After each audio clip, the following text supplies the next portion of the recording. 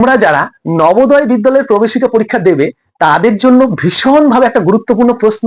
কি বলেছে প্রশ্নে দেখো, বলেছে 100 এবং 400-র মধ্যে কতগুলো সংখ্যা আছে যেগুলো 2 এবং 3 দ্বারা বিভাজ্য হবে, তোমাকে বের করতে হবে। তোমরা যখনই এই টাইপের প্রশ্নগুলো দেখবে কি করে খুব সহজে তার সমাধান করবে, চলো দেখবে। তোমরা প্রথমে দেখবে যে সংখ্যাগুলোতে বিভাজ্য করতে বলেছে সেখানে একটা সংখ্যা আছে না একটার বেশি সংখ্যা আছে।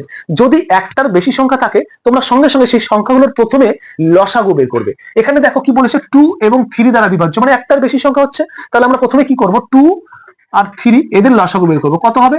6 হবে। কেন? কারণ 2 আর 3 হচ্ছে মৌলিক সংখ্যা। তাহলে এবার প্রশ্নটা কিরকম হয়ে গেল, 100 এবং 400-র মধ্যে কতগুলো সংখ্যা আছে যেগুলো 6 দ্বারা বিভাজ্য হবে।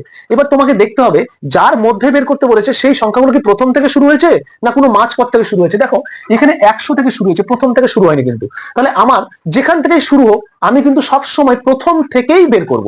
মানে এখান থেকে 100 থেকে শুরু হয়েছে, আমি 100 থেকে বের করবো না, আমি প্রথমে কি করব, 1 থেকে বের করব। তাহলে আমি কি করব, প্রথমে 1 থেকে 400-র মধ্যে কতগুলো সংখ্যা আছে যেগুলো 6 দ্বারা ভাগ করা যাবে সেটা বের করবো। তাহলে 1 থেকে 400 মানে 400টা সংখ্যা। তাহলে এবার 400-কে কি করবো, 6 দিয়ে ভাগ করে দেবো, দেখবো কতগুলো যায়। তাহলে 6 দিয়ে ভাগ করলে 6 6 36, এখান থেকে বিয়োগ করলে আসে 4, এখান থেকে শূন্য নামে আসে। তাহলে আবার যাবে 6 6 36, এখান থেকে কি হলো 4, কি হলো ছোট হয়ে গেল, আর ভাগ যাবে না। তাহলে আমার ভাগশেষের সঙ্গে কোনো সম্পর্ক নেই, আমার সম্পর্ক হচ্ছে ভাগফল। তাহলে ভাগফল 66 হয়েছে, তার মানে এখানে 66টা সংখ্যা পাবো যেগুলো কি 6 দ্বারা ভাগ করা যাবে। এখানে কি আছে, 1 থেকে 400 পর্যন্ত। আমার শুরু হয়েছে কোথা থেকে, 100 পর্যন্ত। তার মানে 1 থেকে 100 পর্যন্ত আমি বেশি নিয়ে নিয়েছি এর মধ্যে। তাহলে 1 থেকে 100 পর্যন্ত বেশি নিয়েছি।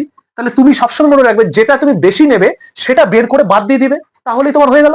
তাহলে আমি 1 থেকে 100 পর্যন্ত বেশি নিয়েছি, 1 থেকে 100 পর্যন্ত বাদ দেবো। তাহলে 1 থেকে 100 পর্যন্ত হলে 100 হচ্ছে শেষ সংখ্যা, মানে মোট সংখ্যা 100টা থাকবে সেখানে। তাহলে সেটাকে 6 দিয়ে ভাগ করে দাও।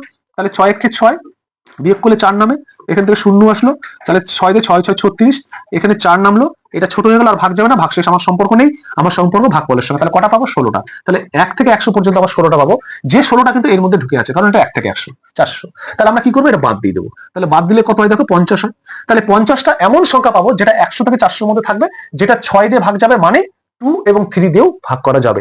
অপশনে কোথায় আছে, বিতে আছে সঠিক উত্তর। যদি বুঝে গেছো, তোমাদের জন্য একটা প্রশ্ন আছে, দেখো এই প্রশ্নটা সঠিক উত্তর কি হবে প্রত্যেকে কমেন্ট করে অবশ্যই জানাবে। ভালো লাগলে ভিডিওতে একটা অবশ্যই লাইক করে যাবে।